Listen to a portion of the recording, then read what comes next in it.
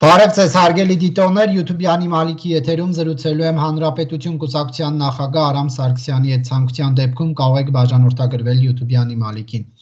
Բարև ձեզ, պարոն Սարգսյան։ Աստծո բարի։ Պարոն Սարգսյան, Անտալիայում տեղի ունեցավ Հայաստանի եւ Ադրբեջանի արտգործնախարարների շփումները դիվանագիտական ֆորումի շրջանակներում։ Բայրամովը եկել էր մեսիջով, որ խաղաղության պայմանագիրը կստորագրվի միայն սահմանադրության եւ Մինսկի խմբի հարցերը լուծելուց հետո, այսինքն ստացվում է, որ ադրբեջանական կողմը անկախ նրանից, որ 17 կետերը համաձայնեցրել են, պատրաստ չէ խաղաղության պայմանագիրը ստորագրելուն, դուք ինչպես եք մեկնաբանում Ալիևյան ռեժիմի այս մոտեցումը։ Ես կարծում եմ, որ եթե անգամ սահմանադրությունը փոխվել այնպես ինչպես Ադրբեջանն է ուզում եւ Մինսկի խումբը լուծարվեր, միևնույն է Ադրբեջանը չէր համաձայնելու։ Իսկ ինչու եմ այդպես կարծում, դա այն պատճառով է, որ Ադրբեջանը իր սեփական փորձից հետևություններ է անում։ 94 թվականին, երբ որ մենք ստորագրեցինք խաղաղության զինադատարի համաձայնագիր Ադրբեջանի հետ, դրանից հետո աշխարհի համար պարզ դարձավ, որ այլևս այդտեղ պատերազմ չի լինի, մենք լրացուցիչ պահանջներ չդրեցինք, բացի զինադատարը ստորագրելը, հետևաբար եթե խաղաղություն է, կարելի է ներդրումներ անել Ադրբեջանում։ Եվ լուրջ ներդրումային հոտ գնաց Ադրբեջան, Ադրբեջանը դուրս վռնդեց Ռուսաստանին, արևմտյան ներդրումները մասնավորապես բրիտանական մտան Ադրբեջան, Ադրբեջանը հարստացավ, վերազինեց իր բանակը եւ 26 տարի հետո կարողացավ Հայաստանի նկատմամբ առավելություն ձեռք բերել, այսինքն ետ բերել կորցրածը, դեռ մի բան էլ ավելի։ Հիմա Ադրբեջանը հասկանում է, որ եթե Հայաստանի հետ խաղաղության համաձայնագիր ստորագրի, անմիջապես դրան կհետևեն Հայաստանում ներդրումները։ Իսկ ներդրումներից եկած գումարները բնականաբար Հայաստանը կծախսի բանակը սպառազինելու, սեփական ժողովրդի բարեկեցությունն ու կրթությունը ու մշակույթը հզորացնելու, որը ձեռնատու չի իրեն, դա էլ իր հերթին կբերի նրան, որ ինչ որ պահի Հայաստանը կգնա ռևանշի։ Հետևաբար ինքն ամեն ինչ անելու է, որ խաղաղության համաձայնագիր չստորագրվի, որտեղ անմիջապես համաձայնագրից հետո Հայաստանում կսպասվեն ներդրումների շատ մեծ հոսք, ինչը ձեռնատու չի Ադրբեջան։ Ես այդ տեսակետն ասել եմ նաև, երբ երասխում կրակեցին մետաղաձուլական գործարանի վրա, խնդիրը ոչ թե էկոլոգիան էր, այլ խնդիրը Հայաստանում ներդրողների աչքը վախեցնելն էր, որ Հայաստան չգաք, ներդրումներ չարեք, որովհետև մենք կարող ենք դրան հարվածել։ Ադրբեջանը այն նման մոտեցումը կամ նման վախը արտաքին ներդրողների առաջ ուզում է պահել, որովհետև եթե մարդիկ հատկված են շատ մեծ ներդրումներ անել Հայաստանում, խոսքը գնում է մի քանի 100 միլիոն դոլարների կամ միլիարդի, այդ դեպքում իրենց խաղաղություն է պետք, իսկ Ադրբեջանը չի ուզում այդ խաղաղությունը տալ, թեկուզ պատերազմ չլինի է, պարտադիր չի, որ խաղաղության փաստաթուղթ ստորագրվի, որ պատերազմ չլինի, կարող է պատերազմ չլիներ, կարող է սահմաններին որոշակի հերմշտոցներ լինեն ու լայնամասշտաբ չլինի, ես միշտ կարծել եմ, որ խնդիրը այդ ուղղությամբ է գնալու, բայց քանի որ խաղաղության համաձայնագիր չկա, լուրջ ներդրողները մտածելու են, արժի ներդնել թե ոչ, թե արժի սպասել մինչև խաղաղության համաձայնագիր լինի։ Հետևաբար Ադրբեջանի մոտեցումը այդ համատեքստում է, ու այդ առումով մենք լուրջ անելիքներ ունենք, եւ մեր անելիքները առաջին հերթին պետք է միտված լինեն Միացյալ Նահանգներին եւ Ֆրանսիային, առաջին հերթին Ֆրանսիային, որտեղ Ֆրանսիան էր, որ անկախ նրանից, որ մենք ՀԱՊԿ անդամ էինք,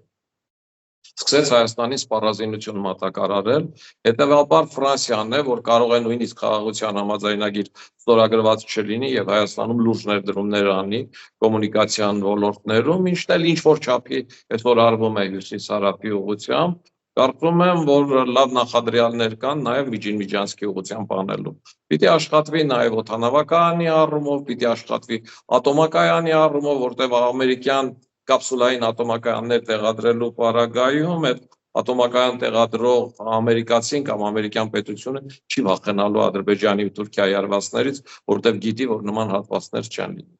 Այսինքն մեր հակազդեցությունը պիտի լինի դրանում, որ մենք հասկանալով, որ Ադրբեջանը չի գնալու խաղաղության փաստաթուղթ ստորագրելու, առանց խաղաղության փաստաթուղթ ունենալու, պիտի քայլեր անենք Հայաստանի տնտեսությունը, արդյունաբերությունը հզորացնելու ուղղությամբ։ Բայց դուք հայկական կողմի հակադարձումները համարում եք արդյունավետ Անտալիայի այդ միջոցառման ժամանակ Միրզոյանի դիրքորոշումը։ Գիտեք, ցանկացած հակադարձում կարելի է դնել քննարկման թեմա դարձնել, ասել գիտեք այստեղը ես այսպես կպատասխանեի, այնպես կպատասխանեի, իրականում խնդիրը հակադարձման մեջ չի, իրականում խնդրի էությունը հասկանալու մեջ է, բնականաբար Միրզոյանը շատ լավ հասկանում է, որ Ադրբեջանը ամեն կերպ խուսափում է խաղաղության համաձայնագիր ստորագրելուց եւ իր պատասխաններում փորձում է լինել այնպիսին, որով ցույց տա, որ ինքը դեստրուկտիվ չի, ինքը նույնիսկ այս պարագայում միտված է կոնստրուկտիվ լինելու եւ աշխարհի համար ընկալելի լինելու եւ միտումների առումով այո կիսում եմ Արարատ Միրզոյանի ներկայացրած հակափաստարկները, այսինքն ավելի ընկալելի եւ ավելի կոնստրուկտիվ լինելու տեսանկյունից։ Բնականաբար կարելի է լինել հայրենասեր շատ կոպիտ պատասխաններ տալ, ինչը ներքին լսարանի ականջների համար շատ հաճելի կլի, բայց հետո ինչ, երբ որ ասում են Հայաստանի իշխանությունները զիջումային քաղաքականություն են վարում, լավ զիջումային քաղաքականություն չեն վարում, ինչ են անում, պահանջում են նորից Լեռնային Ղարաբաղը, ինչ են անում, պատերազմ ենք հայտարարում Ադրբեջանին, այսօր Հայաստանի Հանրապետությունը ունի այն պոտենցիալը, որ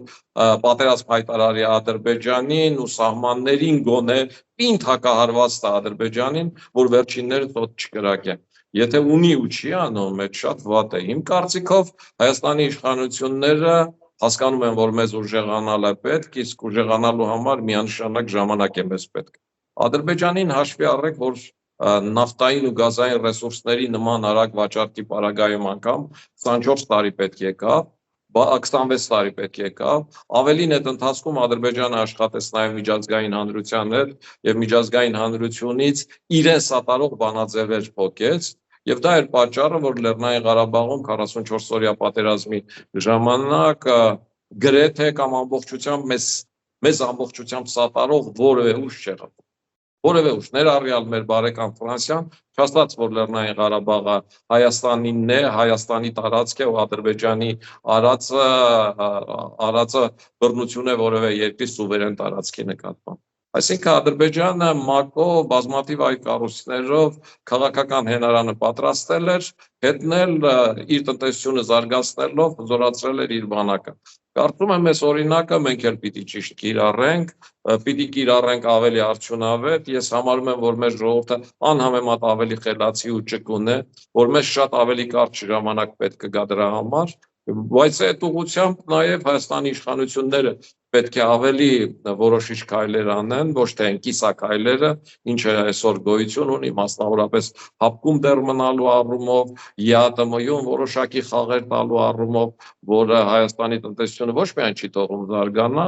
այլև արտաքին ներդրումների համար խնդիրներ է առաջացնում, քանի որ մենք ընդհանուր մի մաքսային գոտու մեջ ենք, որը Եվրասիական տնտեսական միությունն է եւ եվրոպական մաքսային գոտիները մեր համար փակ են։ Տեսեք, այն դիրքորոշումը, որ Ադրբեջանի սահմանադրության մեջ էլ կա տարածքային պահանջներ Հայաստանից,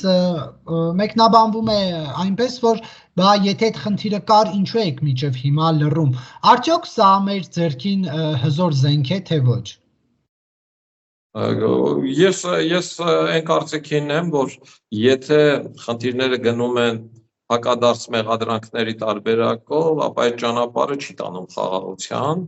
Ես նորից կրկնում եմ, որ Հայաստանում լուրջ ներդրումներ բերելու համար, երկիրն ու բանակը զորացնելու համար խաղաղություն է պետք։ Եվ ես կարծում եմ, որ այն մոտեցումները, որ իշխանությունը ներկայացրել է մինչ այսօր ասելով, որ այո, Ադրբեջանն էլ ունի տարածքային պահանջներ Հայաստանի նկատմամբ, բայց մենք այդ չենք բարձրաձայնում, որովհետև դա տանում է ոչ միայն չի տանում խնդրի լուծման, դա տանում է նոր հակադրության, իսկ դրանք մի կողմ թողնելով գնալ խնդրի լուծմանը, խաղաղության համաձայնագրի ստորագրմանը, քայլ առ քայլ վստահության մթնոլորտի ձևավորմանը, որից հետո այդ խնդիրներին անդրադառնալը մշակութային եւ մշակութային ունեցվածքի եւ այլն, այս առումով խնդիրներն ավելի ջուրին կդարձնեն ու գիտեք ինչ աշխարհի համար էլ դա ավելի ընկալելի եւ կոնստրուկտիվ է թվում։ Ես կարող եմ իմ օրինակով ասել, որ բազմաթիվ հանդիպումներում, լինի դա Բրյուսելում, դրսում, թե այստեղ, այն ինչ որ ես ձեզ ասացի, այդ նախադասությունը բոլոր եվրոպական հայկական ուղղվածություն ունեցող քաղաքական գործիչները կամ սենատորները կամ եվրոպական միության անդամ պետությունների ներկայացուցիչները, ովքեր տարածաշրջանով հետաքրքրվել են, իրենք կրկնում են։ Այսինքն Հայաստանի նման մոտեցումը համարվում է կոնստրուկտիվ, որ ոչ թե միմյանց փոխադարձ մեղադրանքներ ներկայացնել, այլ փորձել այսօրվա խնդիրը լուծել, քայլ առ քայլ վստահության մթնոլորտ ստեղծելով հետագայում կամ նախկինում եղած իրար հանդեպ ունեցած կասկածները հարթելու կամ հաղթահարելու համար։ Մենք խաղաղության պայմանագրի նախագծում ունենք կետ, որ կողմերը չեն կարող իրենց ներքին օրենսդրությանը հղում անել եւ չկատարել պայմանագրի կետերը։ Ինչու այս կետը չի աշխատում այս դեպքում, որ Ադրբեջանը սահմանադրությանն է միշտ հղում անում։ Այսինքն սա, եթե ստորագրվի էլ թույլ հիմքեր ունեցող փաստաթուղթ է լինելու։ Ասեմ, որ Հայաստանի Հանրապետության վարչապետը ցանկացած առիթով չի ալարվում եւ ձեր նշած կետը հիշեցնում է։ Ինչու է դա անում? Դա անում է նաեւ Արարատ Միրզյանը, անում են այն պատճառով, որ աշխարհին ցույց տան, որ մենք սահմանադրության հետ կապված որևէ խնդիր չունենք, մենք անգամ մեր սահմանադրական հանձնաժողովով խնդիրը տարել ենք, սահմանազատման խնդիրը տարել ենք սահմանադրական դատարան եւ սահմանադրական դատարանը որոշում է կայացրել, որ այո, սահմանադրությունը պիտի արվի Ալմատի հռչակագրով, այսինքն նախկին սովետական միության սահմաններով, իսկ նախկին սովետական միության սահմանների մեջ Լեռնային Ղարաբաղը Հայաստանի կազմում չէր։ Այսինքն Հայաստանը փորձում է ցույց տալ, որ ինքը այդ առումով անգամ իր սահմանադրական դատարանին է դիմել, որը դրական որոշում է կայացրել, եւ ինքը այդ առումով ոչ միայն որևէ պահանջ չունի, ինքը չի էլ կարող նման պահանջ դնել, որտեղ ունի սահմանադրական դատարանի որոշում։ Հետևաբար մենք ոչ թե քաղաքականություն ենք վարում, մենք անկեղծ ենք Ադրբեջանի հետ ու այդ խնդիրը չկա։ Ու ինչու չեն ալարում անդադ կրկնում են, որ աշխարհին ցույց տան, որ իրենք կոնստրուկտիվ են, եւ ես համոզված եմ, որ աշխարհում չկա երկիր բացառությամբ երևի Պակիստանից, որ դրանում կասկածի։ Ես կարծում եմ նույնիսկ Թուրքիան էլ է համոզված, որ հայերը նման մտադրություն չունեն, ուղղակի Թուրքիան Ադրբեջանին պարտավոր է աջակցել ու սպասարկել, հակառակ պարագայում Ադրբեջանին կտանի Ռուսաստանը եւ այդ համատեքստում փորձում են ինչ-որ կերպ բալանսավորել իրենց քաղաքականությունը Ռուսաստան-Ադրբեջան եւ Ադրբեջան-Թուրքիա համատեքստերում։ Դուք Թուրքիայի կողմից տեսնում եք շահագրգռվածություն սահմանադրության փոփոխության հարցով, թե ոչ։ Ես կարծում եմ, որ Թուրքիան հակված է խնդրի խաղաղության փաստաթղթի շուտապույտ ստորագրման համատեքստում։ Թուրքիան ուզում է, որ խաղաղություն լինի տարածաշրջանում, դա ձեռնատու է իրեն, որովհետև Թուրքիան երազում է ինչպես էներգետիկ կենտրոն դառնալ, պոպուլյար կամ քաղաքական լեզվով ասած հաբ դառնալ, ինքը նախկինում ուզում էր Ռուսաստանի գազային հաբը դառնալ, հիմա Արևմուտքն ու Եվրոպան, ներառյալ Եվրոպան Թուրքիային առաջարկում են դառնալ, ասենք Թուրքմենստանի գազային հաբը։ Խնդիրներ առաջանում նաև Իրանի պարագայում, դա աստված, որ Միացյալ Նահանգներ, Իրան այս բանակցությունները իսկապես դրական արդյունքներ տան, այդ պարագայում նաև իրանական գազի տարանցման ճանապարհները կարող են նաև անցնել Թուրքիայով, այստեղ էլի Թուրքիայի դերը խիստ մեծանում է։ Թուրքիան կարող է դառնալ նաև միջինասիական հանրապետությունների, չեմ խոսում Հնդկաստանի ու Չինաստանի մասին, թեկուզես հանրապետությունների եւ նրանց ունեցած ռեսուրսների կապող օղակը, լոգիստիկ կապը Եվրոպայի հետ եւ այս առումով իրենք քիչ շահագրգռված են։ Թուրքիան հասկանում է Միացյալ Նահանգների շահագրգռվածությունը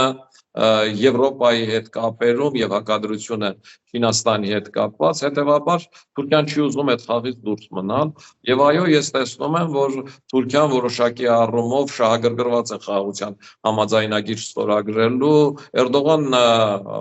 կարծեմ 20 օր առաջ ասած նույն բանը ինչ որ Թրամփի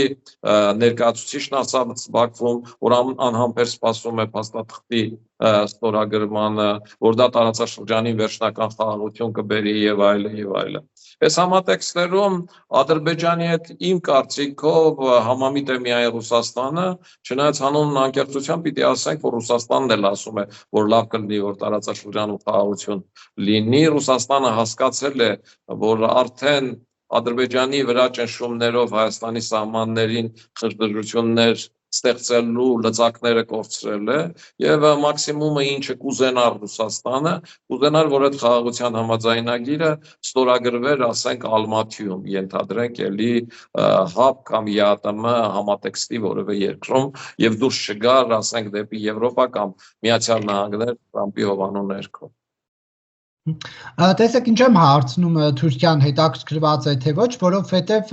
ՔԼՉ հայտարարել է, որ Փաշինյանը ասել է, որ կանի անհրաժեշտ փոփոխությունները սահմանադրությունում, սա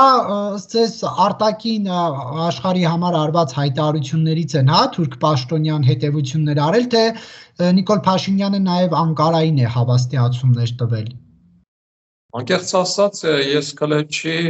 երկու հայտարարության տարբերակ տեսա, մեկ ազատությունը, որտեղ ասվում էր հենց ձեր ասածը, մյուսում ասվում էր, որ ՔԼՉ-ն ասել է նաև, որ Հայաստանի Հանրապետության սահմանադրության փոփոխությունը Հայաստանի ներքին խնդիրն է նրա իշխանությունների եւ ժողովրդի բառացի էս էր։ Նաև ասեմ, որ մեր կուսակցության անդամ Հակոբը տիրապետում է լեզուներին, ով դեր մոտ նաև հարցազրույցի էր, եւ ինքը շատ օգնում է մեզ Թուրքիայի եւ Իրանի մասով, իրենց մամուլը կարդալով ու միասնական վերլուծություն անելով, այո, բառացի ԿԼՉ-ը հենց դա է ասել, որ Հայաստանի իշխանություններն ու ժողովուրդը պիտի որոշեն իրենց սահմանադրությունը։ Ես չգիտեմ, այդ պատասխանները նույն համատեքստում են ուղղակի կրճատ են գնացել, թե դրանք տարբեր հարցազրույցներ են, բայց տպավորություն ունեմ, որ ԿԼՉ-ը մեկն ասել է ադրբեջանական լսարանի համար, եթե տարբեր հարցազրույցներ են։ Մեկը հայկական ասել է ադրբեջանական ԱՊԱ-ի հետ հարցազրույցում, մյուսը ասել է հայկական Civilnet-ի հետ զրույցում։ Ես կարծում եմ, որ այո, հավանաբար ադրբեջանական ԱՊԱ-ի հետ հարցազրույցում էլ շարունակությունն ասած կլինի, որը ԱՊԱ-ն չի տպագրի սեփական ժողովրդին ի ցույց դնելու համար։ Ես կարծում եմ, որ նույն ասած կլինի, ինչ որ Civilnet-ում է ասել, բայց ամեն դեպքում, եթե նույնիսկ նույնը չի ասել, դա նշանակում է, որ թուրքական իշխանությունները չեն ուզում, որ Հայաստանի Հանրապետության իշխանությունը Թուրքիային դիտի ամբողջապես ադրբեջանական կոնտեքստում կամ Ադրբեջանի աջակցելու համատեքստում եւ դրա համար Հայաստանի համար լրացուցիչ մի նախադասություն է ասում, որ դուք եք որոշողը իհարկե սահմանադրության, այսինքն Թուրքիան ուզում է ինչ որ քայլ է, ինչ որ կերպ Հայաստանի հետ հարաբերությունները բարելավելու ու չծրելու, ինչին ես դրական եմ վերաբերվում։ Ես կարծում եմ, որ Թուրքիայում շատ լավ հասկանում են, որ սահմանադրության փոփոխությունը ուղղակի զուտ պատրվակ է ժամանակ ձգելու համար, որովհետև սահմանադրության հանրակրվեն երկար ժամանակ է պահանջում, եթե ոչ տարիների, երկրորդ որևէ մեկը երաշխիք չունի, որ սահմանադրության հանրակրվեի դեպքում, եթե այն դրսից պարտադրված է, որևէ ժողովուրդ կգա ու կասի այո, ես կողմ եմ այդ դրսից պարտադրած սահմանադրության ընդունմանը։ Հետևաբար, այս համատեքստը վստահաբար Ալիևն ու Էրդողանը քննարկել են, վստահաբար Էրդողանը գիտի Ալիևի մտքում եղածը, շատ լավ հասկանում է, որ այդ միգուցե ձեռնատու է Ալիևին ու Ադրբեջանին, բայց նաև լավ հասկանում է, որ դա ձեռնատու չի այդքան էլ Թուրքիային, որ Թուրքիային ձեռնատու է տարածաշրջանում իր ազդեցությունը մեծացնել, իսկ տարածաշրջանում իր ազդեցությունը կմեծանա, եթե խաղաղություն լինի ու կոմունիկացիաներն անցնեն Թուրքիայով։ Իսկ եթե խաղաղություն չկա, ներդրումներ չկան, կոմունիկացիաները չեն կարող անցնել։ Այսօր Թուրքիայում երեկվա այդ աշխարհաքաղաքական, այսպես ասեմ, մեծ նշանակության միջոցառման պարագայում անգամ Թուրքիայի բոլոր թերթերը գրում են ոսկու թանկացման մասին։ Թուրքական ամբողջ մամուլը ոսկու թանկացման մասին է։ Լիրան էլ ինչ-որ չափով 0.44% էլի թանկացել է, այսինքն Թուրքիան ներդրումների շատ ավելի մեծ պահանջարկ ունի, քան այսօր ունի Հայաստանը։ Ադրբեջանը չունի այդ ներդրումների պահանջարկը, ինքը դարձել է փակ ինքնաբավ երկիր, Ռուսաստանի հետ սև առևտրով տարածաշրջանում իր ունեցած աշխարհագրական դիրքով սև կամ սպիտակ լոգիստիկ ուղիների հնարավորությամբ, իսկ Թուրքիան 90 միլիոնանոց, 86 միլիոնանոց երկիր է, բազմաթիվ պրոբլեմներով, Սիրիայի հետ կապված խնդիրներով, Իրանի սահմանի հետ կապված խնդիրներով, 1 միլիոնանոց բանակով Թուրքիան մեծ ծախսեր անելու խնդիրներ ունի, իսկ հոսքերը չեն բավարարում, հետևաբար Թուրքիային պետք են ներդրումներ, իսկ այդ ներդրումները ամնում են եւ ԵՄ-ում։ Հարուստ երկրները, որոնք կարող են ներդրումներ անել, դա Միացյալ Նահանգներն է եւ Եվրամիությունը, եւ ինքը պիտի համակերպվի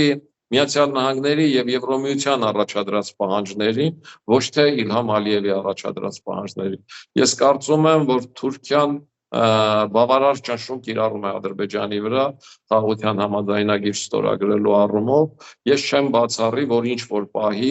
անկախ նրանից Հայաստանը սահմանադրության կամ ԵԱՀԿ Մինսկի խմբով ինչ որ բան արել է թե չէ, Ադրբեջանը գա ու համաձայնի Հայաստանի հետ խաղաղության փաստաթուղթ ստորագրելու, որտեղ Ադրբեջանին էլ կարող են տնտեսական առաջարկներ արվել, որից Իլհամ Ալիևը չի հրաժարվում։ Տեսեք, երբ Հայաստանի արտգործնախարարն ասում է, որ խաղաղության պայմանագրից 10 րոպե հետո կարող ենք ձեռնարկել Մինսկի խմբի լուծարման գործընթաց, սա դուք ինչպես եք մեկնաբանում, նախ այն առումով, որ դա պետք է 50 քանի երկիր իր համաձայնությունը տա, կոնսենսուսով պետք է լինի, եւ Հայաստանը ինչու է նման պարտավորություն ստանձնում։ Ես միշտ դեմ եմ եղել դրան եւ համարում եմ սխալ Հայաստանի այդ մոտեցումը։ Ես համարում եմ, որ մարտավարական առումով Հայաստանը կարող էր այդ մոտեցումից հրաժարվել, այդ մոտեցումը ամբողջությամբ թողնելով Ադրբեջանի դաշտում, առավել եւս, որ Մինսկի խմբի գոյությունը ձեռնատու է Հայաստանին։ Անկախ նրանից խումբը գործում է, չի գործում, Մինսկի խմբի գոյությունը ձեռնատու է Միացյալ Նահանգներին եւ Եվրոպային, Մինսկի խմբից առաջինը հեռացել է Ռուսաստանը, ձեռնատու չի Ռուսաստանին ու Ադրբեջանին։ Այն ինչ որ ձեռնատու է Եվրոպային ու Միացյալ Նահանգներին, դա ձեռնատու է Հայաստանին։ Եվ Հայաստանի հրաժարումը Մինսկի խմբից ես համարում եմ կոպիտ սխալ։ Մարտավարական առումով էլ ասել եմ, որ Հայաստանը հստակ կարող էր ասել, որ Մինսկի խումբը ձևավորվել է Լեռնային Ղարաբաղ ինքնավար մարզի եւ Ադրբեջանի Հանրապետության միջև տեղի ունեցած ինքնորոշման իրավունքի բանավեճի արդյունքում եւ Մինսկի խմբի լուծարման խնդիրը Ադրբեջանի ներքին խնդիրն է։ Ադրբեջանն ուզում է, թող ինքն էլ դիմի լուծարի։ Դա Հայաստանի հետ որևէ կապ չունեցող խնդիր է։ Բայց Հայաստանը պատրաստակամ է մտնել։ Ես ասում եմ, որ դա կոպիտ սխալ է, ես քննադատել եմ Հայաստանի իշխանությունների այդ պահվածքը, հիմա էլ գտնում եմ, որ սխալ են անում, իրենք պիտի ասեն, դա Ադրբեջանի ներքին գործն է, դա մեր գործը չէ։ Նույն համատեքստում քննադատել եմ նաև եվրոդիտորդների մասով Հայաստանի արած հայտարարությունը, որ սահմանազատումից հետո եվրոդիտորդները կարող են սահմանազատված տարածքից դուրս գալ, այս պարագայում էլ Հայաստանը պիտի ասի, որ Հայաստանի Հանրապետության սահմանների մշտադիտարկումը Հայաստանի ներքին գործն է եւ Ադրբեջանի գործը չէ։ Այսինքն ԵԱՀԿ Մինսկի խմբի գործնեայության խնդիրը Հայաստանի գործը չէ, դա Ադրբեջանի ներքին հարց է եւ Ադրբեջանի գործն է, ու մենք այդտեղ խառնվելու որևէ բան չունենք, եվրոդիտորդների խնդիրն էլ դա Հայաստանի ներքին գործն է, Ադրբեջանի գործը չէ եւ նրանք այդ առումով խառնվելու բան չունեն։ Սա իմ եւ մեր կուսակցության կոնկրետ ու հստակ դիրքորոշումն է։ Եվ մենք քննադատում ենք իշխանությունների այդ մոտեցմամբ, թե եվրոդիտորդների առումով իրենց մոտեցումը, թե Մինսկի խմբի լուծարման առումով իրենց մոտեցումը։ Պարոն Սարգսյան, հայ-իրանական սահմանին տեղի ունեցավ երկու երկրների կողմից անցկացվող զորավարժությունը, ճիշտ է, նշվեց պաշտոնապես, որ սա սահմանային անցակետերին պատկերավոր ահաբեկչության դեմ պայքար էր, բայց սրա քաղաքական շեշտադրումները որոնք էին։ Քաղաքական շեշտադրումները հիմնականում Ադրբեջան-Հայաստան գոյություն ունեցող սահմանի կարմիր գիծ լինելն է, թե Հայաստանի, թե Հայաստան-Իրան սահմանի կարմիր գիծ լինելն է, թե Իրանի, թե Հայաստանի համար։ Այսինքն Իրանն ասում է, որ անկախ են իրավիճակից, որ ես պատերազմի մեջ եմ, ում մեջ ասես ամբողջ աշխարհի Միացյալ Նահանգներից սկսած մինչև Ռուսաստան, թե ոչ, իմ այս սահմանը իմ համար կարմիր գիծ է, որտեղ դա միակ սահմանն է, որ Իրանին կապում է Եվրոպայի հետ։ Հայաստանն էլ ասել է ու շարունակում է պնդել, որ իր համար միջանցքի մոտեցումը անընդունելի է, որ իր համար որևէ միջանցք կարմիր գիծ է, հետևաբար Հայաստանի հետ հատվածում որևէ արտատարածքային գործընթացներ թույլ չի տալ։ Այսինքն 2020 թվականից սկսած Հայաստանն ու Իրանը իրենց մոտեցումները մեղրիով ու մեղրի միջանցքի մասով արված հայտարարությունները հաստատագրեցին նորից եւս մեկ անգամ, ամեն մեկը իր տարածքում զորավարժություններ անելով, ինչը ընդհանուր համատեքստում ես չէի ասի, որ շատ լուրջ ազդեցություն կարող է ունենալ։ Ես համոզված եմ, որ Իրանն է առաջարկել Հայաստանին, ես համոզված եմ, որ Իրանը առաջարկած կլինի հենց համատեղ, իսկապես համատեղ անել, բայց ճիշտ եմ համարում, որ Իրանը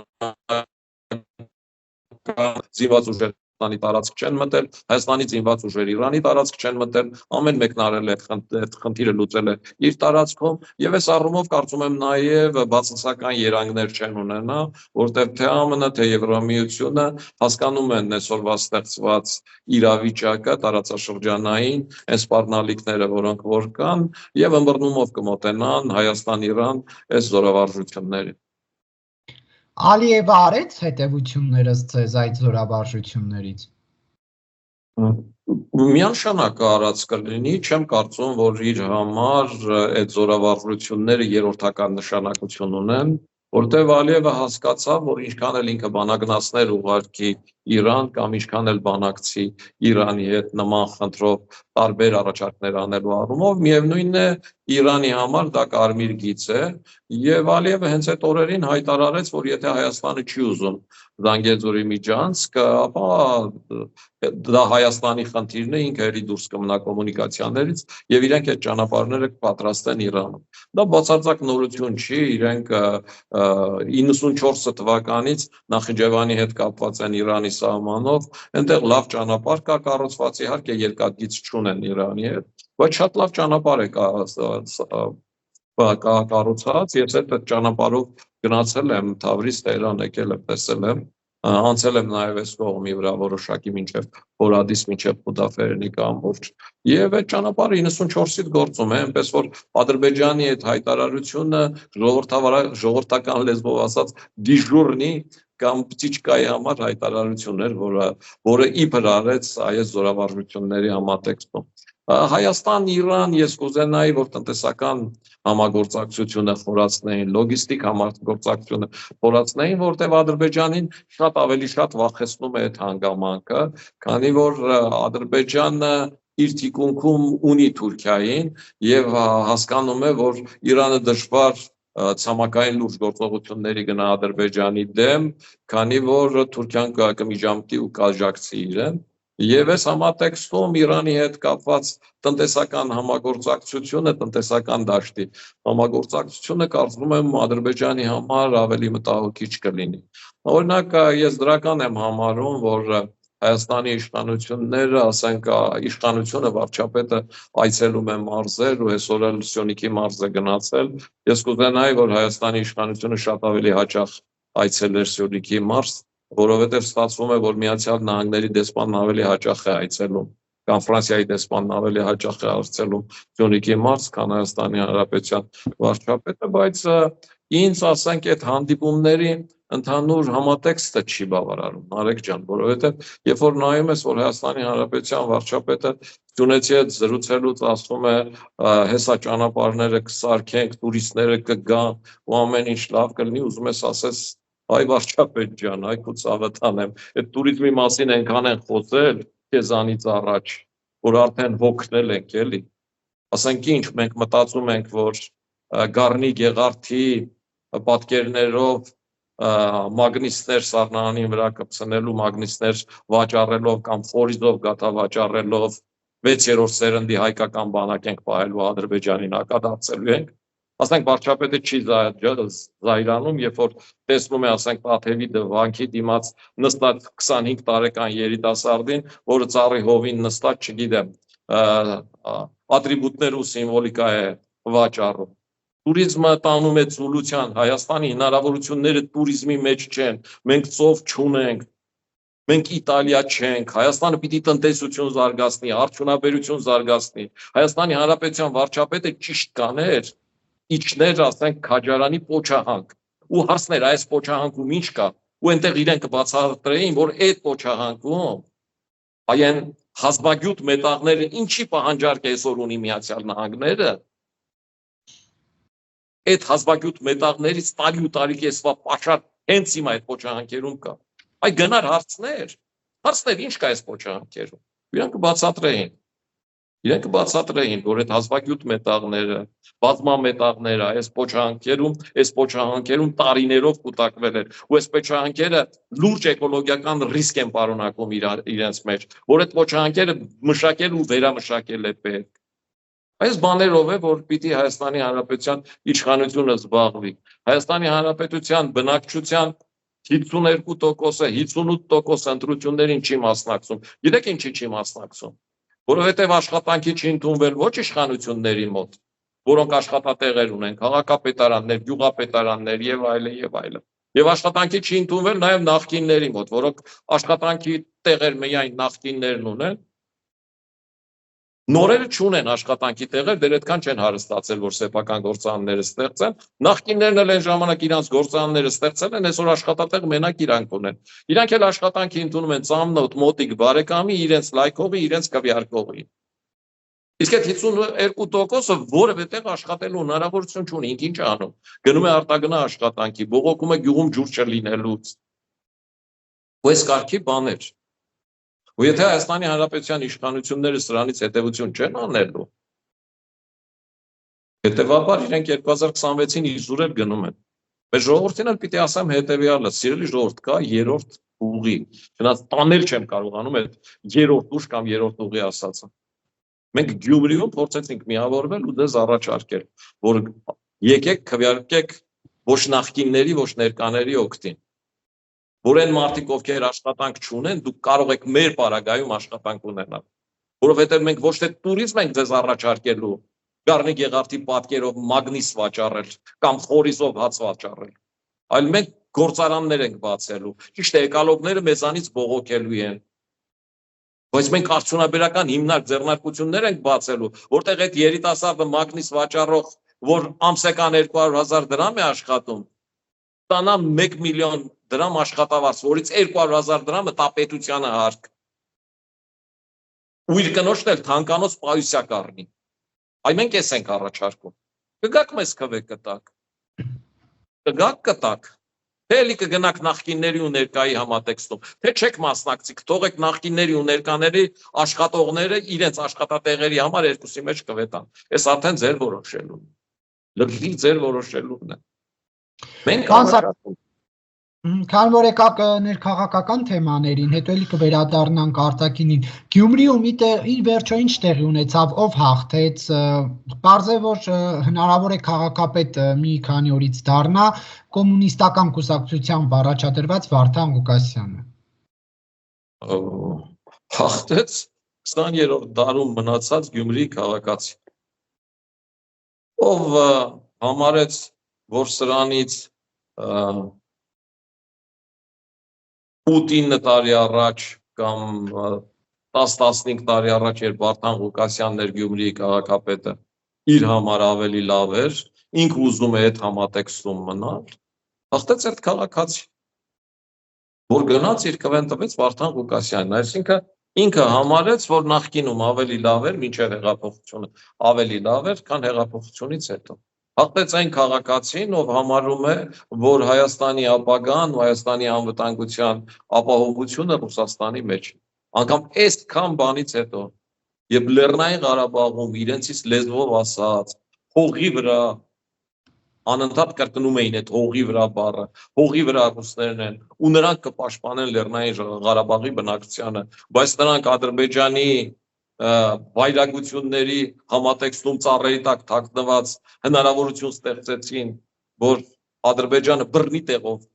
120,000 մարդու արտաքսի իր հայրենիքից, նրանք որ կանգնած թույլ տվեցին, որ 30-40 էկալոկ 3-4 ամսով Լեռնային Ղարաբաղը շրջափակման մեջ պահեն, նորից այդ ռուսների հետ հույս կապած քաղաքացու հաղթելը, չգիտեմ Հայաստանի Հանրապետության համար ինչ է։ Տեսեք, բայց ընտրովին կարծում, որ անարդար է մեղադրելը, որովհետև նրանք մեծամասնության քվե չեն տվել Վարդան Ղուկասյանին, այլ նա քաղաքապետ է դառնում տարբեր ուժերի միավորմամբ։ Գիտեք, մեծամասնության քվե տվել են Վարդան Ղուկասյանին, թե չէ, հաղթել են իրենք, որովհետև Վարդան Ղուկասյանն է դառնում քաղաքապետ։ Խնդիրը այս համատեքստում է, իրենք են հաղթել։ Այսինքն իրենք մեծամասնության քվե տված է, երբ որ նայում ես մյուս տեխնացուներին, նրանք ոչնչով չեն տարբերվում Վարդան Ղուկասյանից, ավելին։ Ես կարծում եմ, որ շատ պարամետրերով Վարդան Ղուկասյանը մյուսներից գերադասելի է։ Օրինակ այն Ռոբերտ Քոչարյանի կուսակցության թևը, որ կա Անդրանիկ Թևանյանով, որոնք Դոնբասներում են ելույթ ունենում ու խրախուսում են Ռուսաստան-Բելարուս միությունը, Վարդան Ղուկասյանը գոնե դա չի անում։ Վարդան Ղուկասյանը գոնե հավատավոր մարդ է եւ կարողանում է եկեղեցում ծնկի գալ եւ կարողանում է եկեղեցում շարական երկել, որը, ասենք, այնպիսի արարք է, որ ես հարգանքի արժանի եմ համարում։ Իսկ Անդրանիկ Թևանյանի թևի մարդիկ նույնիսկ այդ համատեքստում չկան։ Իմ համար հայ առաքելական եկեղեցու մաս լինելը որոշակի կապ է ազգիդ հետ։ Իսկ Դոնբասում ելույթ ունենալը ազգիդ դեմ է։ Ես այս մոտեցման կողմնակից եմ։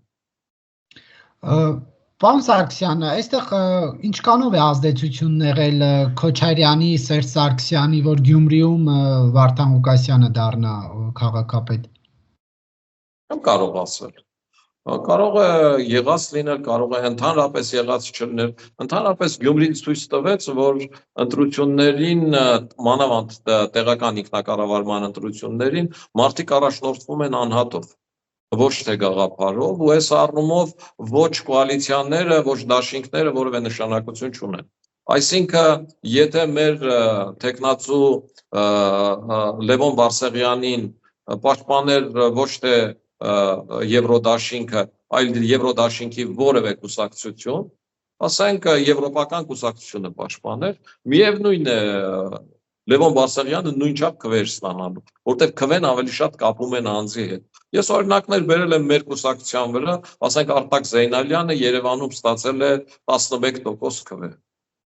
Դա նաև Արտակ Զեյնալյանի անձից է, չնայած Երևանը ավելի քաղաքականացված քաղաք է։ Գյումրին ցավոք քիչ քաղաքականացված քաղաք է։ Օրինակ Սյունիքում, երբ որ մեր Բագրատ Զաքարյանը ստացել է 49% քվե, դա չի նշանակում, որ Սյունիքի բնակչությունը 49%-ով եվրոպական արժեքներ է կիսում։ Ավելին, Թումանյանում մենք ստացել ենք Թումանյան համայնքում, ստացել ենք 51% քվե։ Սուրեն Թումանյանի անձի հետ կապված։ Ու Սուրեն Թումանյանը որ կուսակցությամբ էլ առաջադրվեր, վաղը եթե Սուրեն Թումանյանը կոմունիստներով առաջադրվի, էլի այդ քվեն ստանալու է։ Այսինքն տեղերում մարդիկ կոնկրետ անձով նրա հանդեպ ունեցած վերաբերմունքով, նրա պահվածքով են բնորոշում իրենց քվեարկությունը։ Գյումրիում ուղղորդվել են նաև աշխատատեղերով։ Գյումրին քաղաք է, մշակելու հողեր չունի եւ մարդիկ աշխատանք են ուզում։ Ցավոք սոցիալական ընդհանուր մակարդակը Հայաստանում բարձրերից չի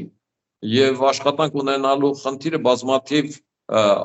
եղած խնդիրների մեջ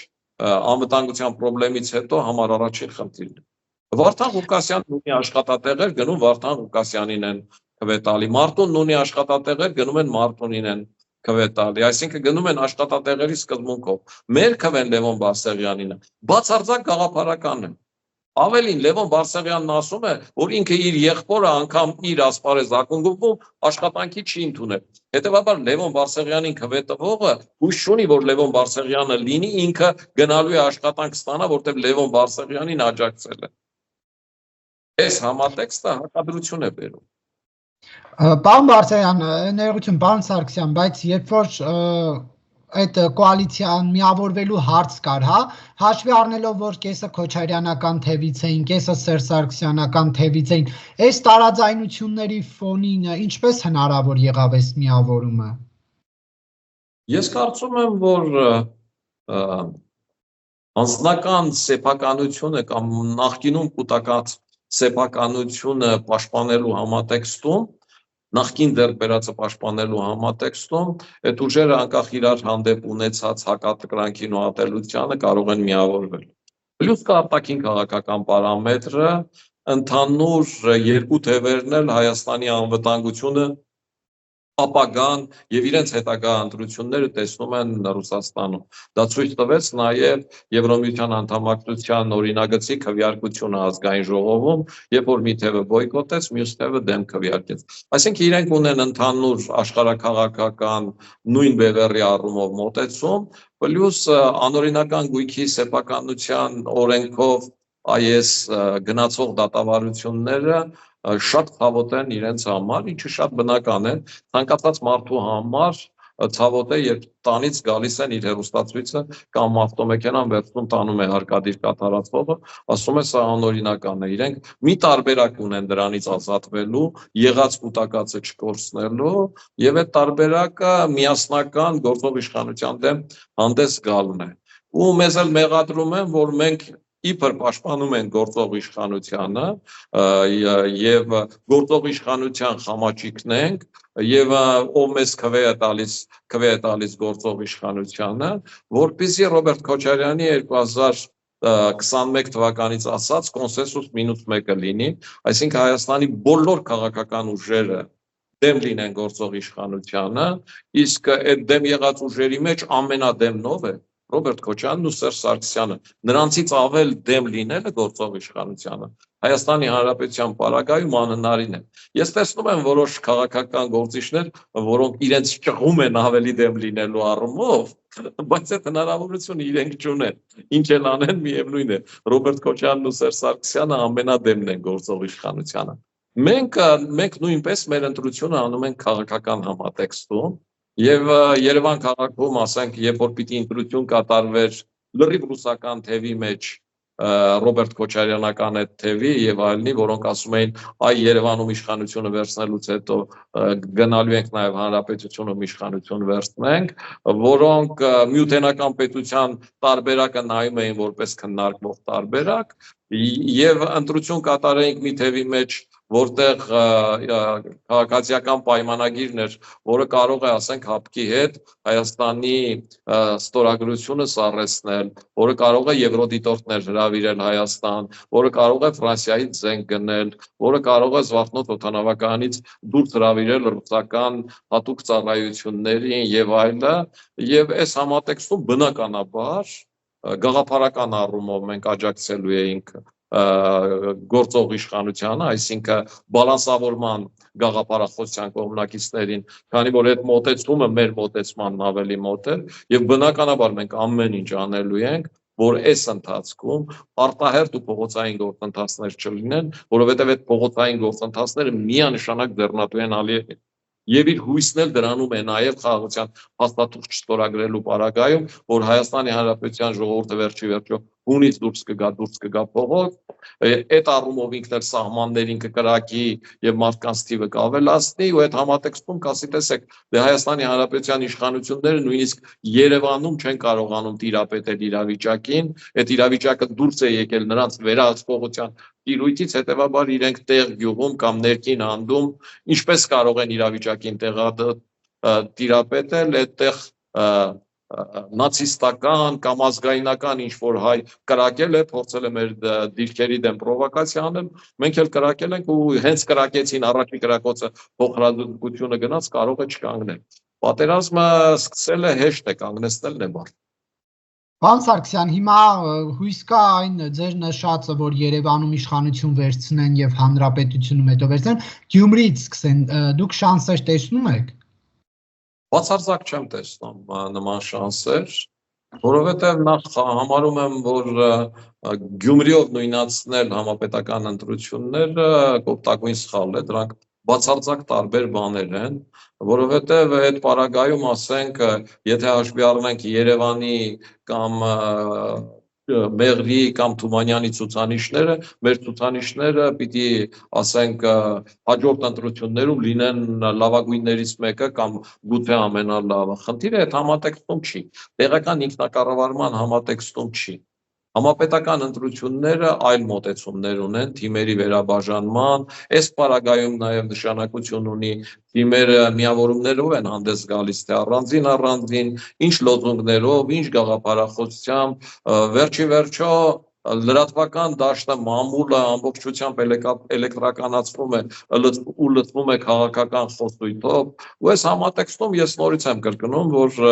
մեր կուսակցության հիմնական ուղղվածությունը լինելու է ընտրություններին չմասնակցող այն 52%-ին ընտրատեղամերձ բերելը, որտեղ մեր իրական քվեն ու մեր հաղթելու հնարավորություն ունենալու քվեն այդ ընտրության չմասնակցողների մեջ է, որոնք աշխատանք չունեն, որովհետև եթե աշխատանք ունենային, իրենք կամ այս թիմից կամ այն թիմից կլինեին, իրենք աշխատանք չունեն եւ իրենք պիտի մեզնով տեսնեն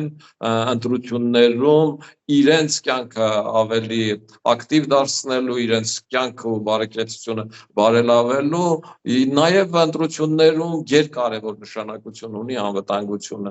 Այդ տեղական ինքնակառավարման համակարգերում անվտանգային մոտեցումները էական նշանակություն չունեն կամ գրեթե նշանակություն չունեն։ Իսկ համապետական ընտրություններում համար մեկ խնդիրը անվտանգության ապահովումն է։ Այս առումով գործող իշխանությունը առավելություն ունի ասել։ Եվ այս առումով է, որ նախկինները շանս չունեն Գյումրիում եղածը այստեղ կրկնելու, որովհետև այն բազան ինչ ունի նախկին իշխանությունը անվտանգության առումով դրական է թե բացասական է, դա ուրիշ խնդիր։ Այսինքն ես շփվում եմ սահմանին կանգնած մարդկանց հետ, ես շփվում եմ ազատամարտիկների հետ, շփվում եմ երկրապահական ջոկատների հետ, որոնք գնում կանգնում են սահմանին, եւ այդ մարդիկ ներքին առումով ինչքան էլ հայրենասեր, ինչքան էլ խրող, ինչքան էլ խիզախ պատերազմ չեն ուզում, Նարեկ ջան։ Իրանց ծնողները, որոնց հետ որ նստում եմ, ասում են, իմ երեխան բանակում է, Աստված ջան, թող պատերազմ չլինի։ Հիմա Նիկոլ Փաշինյանը զիջում է սահմանադրություն, Մինսկի խումբ կամ չգիտեմ եւ այլը ուրիշ ինչ-որ բան, իրենց համար դա էական չի։ Իրենց համար կարևորը Նիկոլ Փաշինյանն ամեն ինչ անում է, որ խաղաղություն լինի։ Իրենք հասկանում են, որ մյուսների պարագայում, որ եկան, որոնք ասում են Հայաստանը զիջողական է, ասում են իսկ ինչ պիտի անես, որ զիջողական չլինի։ Պիտի հակադրվեցիր պատերազմ կլինի, թե չէ։ Հավանականությունը որ կլինի։ Հետևաբար մյուսների ռետորաբնությունը այդ առումով իրենց չի բավարարում։ Մյուսները անվտանգության որևէ ատրիբուտ բերել չեն կարող։ Օրինակ ինչ է ասելու, ենթադրենք Ռոբերտ Քոչարյանը 2026 թվականին, եթե առաջադրվի։ Նախ ինքը իր 22%-ից ավելին չի հավաքի որևէ պարագայում, երկրորդ նույն բանն է ասելու, գնամ Վլադիմիր Պուտինի մոտ, տեսնեմ Վլադիմիր Պուտինը ինչ է ասում, ըստ այդմ էլ որոշեն։ Նույնը ասելու է նաև Սերժ Սարգսյանի թիմից որևէ մեկ, որ մասնակցի։ Իսկ մեր հանրությունը իր մեծամասնության մեջ ռուսների կողմից տրվող անվտանգությանը չի վստահում։ Չի վստահում ուղղակի եւ դրա համար լուրջ արգումենտներ ունի։ Հետևաբար անվտանգային համակարգի առումով նախկինները զրոյական շանսեր ունեն այս ժողովրդին համոզելու։ իրենց քվեն տալու նրանք, ովքեր նախկիններով իրենց պաշտոնները եւ ունեցվածքն են ուզում պահել կամ իրենց աշխատատեղերը։ Այդ առումով մենք լուրջ ասելիք ունենք, որովհետեւ մենք ի տարբերություն գործող իշխանությունների, ասում ենք պիտի հապկից էլ դուրս գաք, ԵԱՏՄ-ից էլ պիտի դուրս գանք, մենք պիտի կարողանանք որոշակի ժամանակաշրջան դիմակայել այն դժվարություններին, ինչը կգա Ռուսաստանից, բայց դրանից հետո կլինեն այն ներդրումները, որոնց պարագայում իսկապես Հայաստանը թե ռազմական, թե տնտեսական առումով կարող է դիմակայել Ադրբեջանին։ Եվ այդ ժամանակ է, որ Ադրբեջանը կգա ու խաղաղության համաձայնագիր կստորագրի։ Հակառակ դեպքում Ադրբեջանը չի թողելու, որ Հայաստան ներդրումներ լինեն։ Պարոն Սարգսյան, վերադառնալով էլի արտաքին անվտանգային թեմաներին, Միացյալ Նահանգները տեղեկություններ կա, որ զորք է բերում Հայաստան, զինտեխնիկա է բերում, սա ինչ նպատակ է հետապնդում։ Գիտեք, շատ լավ կլինի, որ Եվրոպայից հանող որոշակի զինատեսակներ բերի Հայաստան։ Միացյալ Նահանգները դա մեկնաբանեց նրանով, որ զորավարժություններ են, որոնք Հայաստանի հետ պիտի կանեն ու հետ կտանեն։ Ես օրինակ շատ կուզենայի, որ այդ ուղղությամբ քիչ խոսվեր, աղմուկը քիչ լիներ, որովհետև այդ պարագայում որոշ սպառազինության տեսակներ կարող են մնալ նաև Հայաստանում։ Որպես օրինակ կարող են բերել Թուրքիա-Ադրբեջան զորավարժությունները 44-օրյա պատերազմից առաջ, որ իրենք զորավարժություններ արեցին, հետո 5-ա, թե 6-ա, թե 25 թողեցին Ադրբեջանի օդանավակայանում, որոնք իմիջիայլոց շատ լուրջ աջակցություն են ցույց տվել ադրբեջանական անօդաչու սարքերին ճշգրիտ հարվածներ անելու ուղղությամբ։ Այսինքն կարող է նաև նման տարբերակ գործել, եթե մենք խելոք գործենք, այդ սպառազինության ներկայությունը Հայաստանում ամեն դեպքում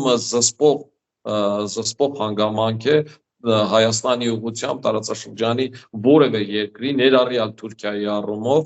որ գիտես ինչ, եթե դու Ադրբեջանին ուզենաս օժանդակես, ապա Հայաստանը միայնակ չի եւ Հայաստանում կա նաեւ ԱՄՆ զինվորական ներկայությունը։ Այնպես ինչպես Սիրիայում է արվում, որը փոխարինվեց, ասենք, ենթադրենք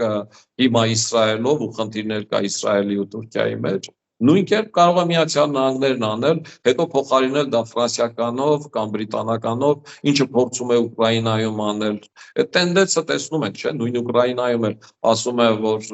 գիտես ինչ, կարող է Ուկրաինայում անվտանգությունը, այնպես ինչպես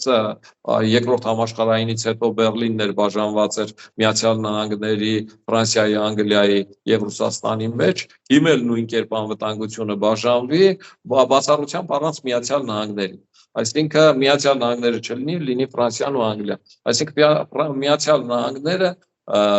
այս մայրցամաքում իր ռազմական ազդեցությունը պատվիրակում է Ֆրանսիային եւ Մեծ Բրիտանիային։ Բացառությամբ Իսրայելի տենդենսը գրում է այդ համատեքստում։ Բայց ես շատ դրական եմ նայում Միացյալ Նահանգների տնտեսական ակտիվությունը եւ ես համոզված եմ, որ Իրանի հետ տեղի ունեցող այս բանակցությունները եւ այս բանակցություններում Միացյալ Նահանգների շահագրգռվածությունը ոչ այնքան Իսրայելի համար է, որովհետեւ Նաթանյահուի հետ հանդիպումը նաեւ ցույց տվեց, որ Միացյալ Նահանգների նախագահը սկսել է ինչ-որ առումով հեգնել նաեւ Նաթանյահուին ու երեսով տալ, որ դες 4 միլիարդ գումար ենք տալիս։ Պատկերացնում եք Միացյալ Նահանգները Հայաստանին տարեկան 4 միլիարդ գումար տալ։ Մենք իսկապես Իսրայելից ավելի հզոր կլինենք։ Հետ որ ասում են Իսրայելը հրեաները սուպեր եւ այլը, ես անկեղծ ասած, եթե այդքան գումար մեզ տային, մենք վստահաբար Աստծո ժողովրդից ու մի բան էլ ավել իրենցից սուպեր կլինեինք։ Հիմա ես կարծում եմ, որ այն տնտեսական իրավիճակը, որում հայտնվել է Միացյալ Նահանգները, որի հետևանքով Միացյալ Նահանգների նախագահը մաքսային փոխադարձ պատժամիջոցներ է կիրառում, տնտեսության մեջ տնտեսական պատերազմ է հայտարարել, կարող է հաղթել մի պարագայում, միայն մի պարագայում։ Եթե Միացյալ Նահանգները կարողանում է ընդհանուր հայտարարի գալ Իրանի հետ եւ կարողանում է Իրանի ունեցած լոգիստիկ եւ բնական ռեսուրսները ճշգրիտ օգտագործել։ Այս նոր համաշխարհային ճգնաժամը հաղթահարելու հիմնական միջոցներից մեկն է։ Այսինքն Չինաստանին փոխարինելու տարբերակը միայն Հնդկաստանով չի։ չի կարող միայն Հնդկաստանով լինել, Չինաստանին փոխարինելու տարբերակը Հնդկաստան-Իրանով է։ Այս պարագան Հայաստանին շատ ձեռնատու է, որովհետև նախ Չաբահար նավահանգստով եկող բեռները անցնելու են Հայաստանով, երկրորդ Չաբահարը դառնում է այն հիմնական արևելքից դեպի արևմուտք գնացող նավահանգիստներից մեկը եւ երրորդ այդ ճանապարհները Իրանից եկող բեռները մտնելու են Հայաստանով։ Այս գեր կարևոր խնդիր է եւ տա Աստված այս խնդիրը լուծվի։ Եթե այս խնդիրը լուծվի, այս այն պարագան է, որ հիշում եմ մի 10-15 տարի առաջ խաղ կար Երևանում, անունը բինգո էր թե ինչ, այդ բինգոից կդառնա Հայաստանի համար ու այստեղ մեր առավելությունները այնքան կբարձրանան, որ մեր հարևանները կձգտեն մեր հետ բարեկամություն անել, ոչ միայն խաղաղության համաձայնագիր չստորագրեն, այլ կձգտեն մեր հետ բարեկամություն անել, որտեղ այդ պարագայում մեր աշխարհագրական դիրքը կդառնա շատ ավելի ձեռնատու, քան Ադրբեջանինը։ Ես տեսնում եմ, որ Միացյալ Նահանգները տեսնում է, որ տնտեսական բարդություններն ու ճգնաժամը հաղթահարելու միջոցը Հնդկաստան, Իրան եւ Իրանի բնական ռեսուրսներ ու կոմունիկացիաներ մի մեթոդն է եւ փորձում է շարժվել այս ուղղությամբ։ Մնում է, որ իրանական իշխանությունները հաշվի առնելով են, որ իրենք իրենց հիմնական ռեսուրսները վաճառում են Չինաստանին ու այդ շուկայից կտրվելը ու նոր շուկա մտնելը իրենց համար նոր հնարավորություն է, այս հաշվարկեն ու գնան ընդառաջ։ Եթե իրենք այս ճիշտ հաշվարկեն, վտանգներ չտեսնեն նաև ժողովրդավարության տարածման առումով, փորձեն որոշակի բարեփոխումների գնալ, շատ հավանական եմ համարում Միացյալ Նահանգներ Իրան սերտեցումը։ Բայց նույնիսկ այսօրվա տեղի ունեցածը, որ իրենք կարողացան բանակցել, որ դեմ էին, միջնորդով էր, թե ինչ էր, բայց Միացյալ Նահանգները համաձայնեց նաև միջնորդով բանակցությանը, շատ դրական եմ համարում, ավելին այն մարդիկ, ովքեր ասում էին, որ հեսա Իրան Միացյալ Նահանգներ պատերազմը սկսելու, ու Ադրբեջանն էլ մտնելու է մեղրին վերցնի, ու միակ ելքը, չգիտեմ, նոյեմբերի 9-ն է, ու միակ ելքը Ռուսաստան գնալն է, միակ ելքը 9-րդ կետի ի կատար ացելն է, այս մարդիկ հիմա ինչ են ասում։ Հիմա իրենք տխուր են, որ Իրան-Հայաստան բանակցությունները տեղի ունեցավ, որ Իրան-Հայաստան համագործակցություն կարող է տեղի ունենալ, որ ապրիլ ամսին այդ պատերազմը չեղավ։ Հիմա իրենց ասած վախերով գնացած լինեինք ու այդ 9-րդ կետին համաձայնած լինեինք ու իրենք կասեին, հա, հեսա ինչ ճիշտ բան արեցինք։ Այսինքն մենակ այն, որ այդ հանդիպումը տեղի ունեցավ, այդ մեր ժողովրդի համար շատ դրական է։ Մենակ այն, որ այս ապրիլ ամսին, որ այդքան գուժում էին, որ պատերազմ է լինելու, պատերազմ չեղավ, այդ արդեն շատ դրական է։ Այսինքն աշխարհակաղակական զարգացումները այնպես չի, որ բարենպաստ չեն Հայաստանի համար, ճիշտ կլինի, որ Հայաստանի իշխանությունները հիմնական շեշտը դնեն արևմուտքի ուղղությամբ, իսկ գերկարևոր համարեն Հայաստանի Հանրապետություն ներդրումներ բերելը, տնտեսական արդյունաբերական պոտենցիալը զարգացնելը։ Շնորհակալություն, պարոն Սարգսյան, հարցազրույցի համար։ Ես եմ շնորհակալ, Նարեկ ջան։